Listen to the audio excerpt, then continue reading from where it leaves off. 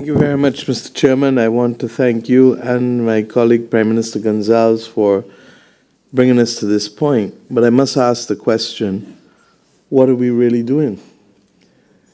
The climate crisis is upon us in ways that we all accept, but yet we are not seeming to act with the laser focus that is required if we are going to be equal to the moment and equal to the time. The reality is that we need to be able to understand that the task of saving both people and planet are equal, and that we are not a one-issue civilization.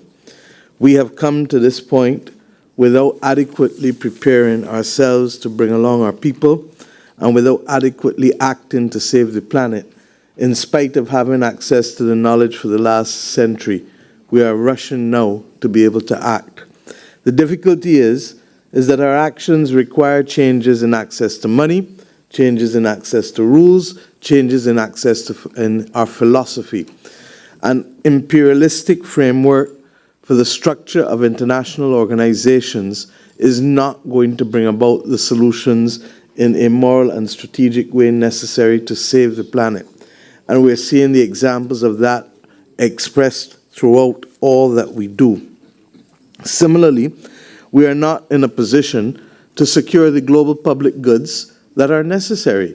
The pandemic floored almost every one of our nations, and in spite of the fact that we have that recent example, we're not mobilizing the capital necessary to avoid the next pandemic, or indeed to fight the slow-motion silent pandemic of antimicrobial resistance. The reform of our international financial institutions is critical if our countries are able to summon not just the will, but the capacity to be able to prepare themselves to become more resilient.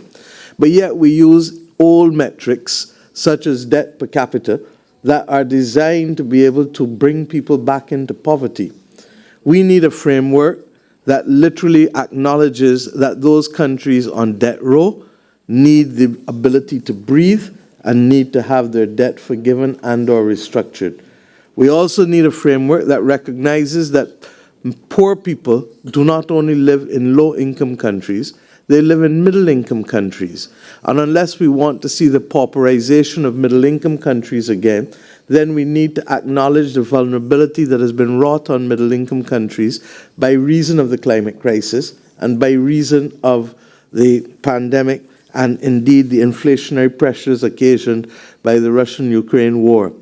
On this matter of fairness, the same eyes that caused us to say that it was not appropriate for a new president to be announced in Venezuela 3 years ago are the same eyes that allow us to say that Russia is wrong with its imperialistic ambition into Ukraine. We cannot see one side and not apply it fairly and equally to the other. Similarly, there are other conflicts in the world that require absolute attention. And the reality is that unless we reform the institutions that are responsible for funding, one, the climate crisis, two, preparation for the pandemic, three, the consequences of war and fragility, and may I add, four, food and water insecurity, and five, digital divide, we are not going to be able to stabilize the global community and to be able to stabilize the planet and people.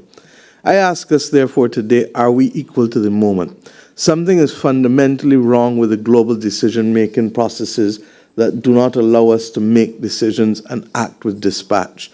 And our people, therefore, are losing the trust in the established institutions, particularly given the fake news that is being promoted by the artificial intelligence and by the proponents of people who don't want to see a fair deal. A philosophy that sees might still, a philosophy that sees power still, a philosophy that sees capital only without seeing people and migrants will continue to lead to this kind of distrust that our people are feeling. I hope that this grouping, EU and CELAC, can rise to the occasion. I say one last thing.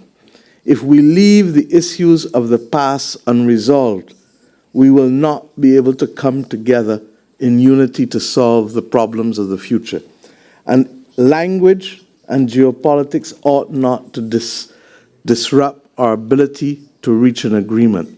The reality is that if we have an unfair coexistence that is rooted in history, we need to address it and we need to move forward on it. I hope that we will summon the courage individually and collectively to act not just in this forum, but in the succeeding fora, because if ever there was a time that the survival of the planet and the people needed our leadership and our intervention, it is now. Thank you.